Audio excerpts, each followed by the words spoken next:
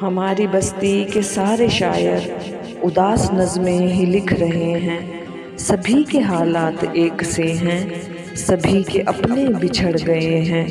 ये किस उदासी में पल रहे हैं, मलाल लफ्ज़ों में ढल रहे हैं।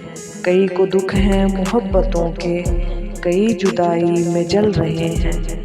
कोई बताने को लिख रहा है कि गम भुलाने पे लिख रहा है। कोई दिखाने को लिख रहा है कि तेरे जाने पे लिख रहा है।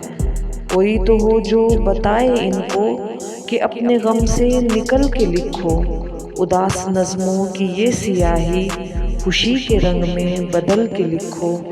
कभी तो गम को हंसी में बदलो और अपने दुख को कभी घटाओ।